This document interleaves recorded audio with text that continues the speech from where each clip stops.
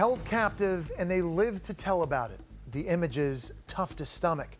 The House of Horrors, where David and Louise Turpin shackled and starved 12 of their 13 children, possibly for decades, until a brave 17-year-old sibling escaped through a window and called 911.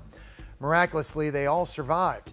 And today, DailyMailTV is taking a look at other recent cases of victims who were held against their will but lived to tell the terrifying tale.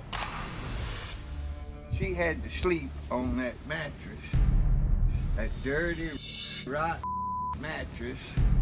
In Louisiana, 5 family members are accused of imprisoning their 22-year-old autistic relative in a backyard cage for over a year. The degree of trauma that somebody like this goes through is probably indescribable and something I can't imagine. According to reports, matriarch Raylene Nopes allegedly ordered the woman to open an urn containing her dead mother's ashes, pour them into a bowl, and eat them with a spoon. The suspects are now facing federal charges, some of which carry possible life sentences.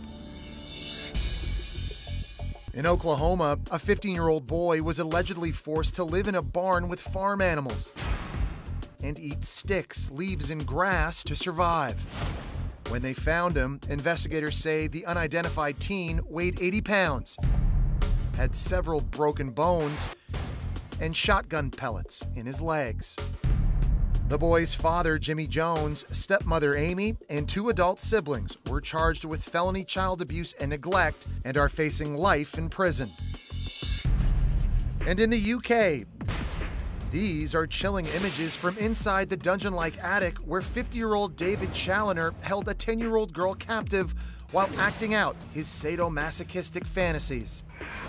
According to reports, the unnamed 10-year-old was tied to a beam, whipped, electrocuted, and raped by Challoner, who carried out his depraved acts dressed in an adult-sized baby outfit. The married pedophile has been sentenced to 22 years behind bars.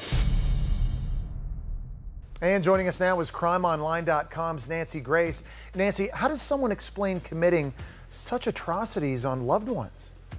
Jesse, I really cannot explain it in normal terms. You'd need a shrink, in fact, an entire fleet of shrinks from Vienna to figure this out, because it's inhuman. Their frame of mind, their thinking is entirely different from a normal human being. That does not make them insane, Jesse. And Nancy, what can you tell us about the mindset of David Challoner, convicted of imprisoning and sexually torturing a 10-year-old girl in his attic? Well, Jesse, I can tell you this. He's a 50-year-old man at home with his wife, and he likes to dress up like a 5-year-old little girl named Lucy and wear adult-sized diapers when he tortures her and sex assaults her. Do I need to tell you anything more? But in the eyes of the law, everything he did was premeditated.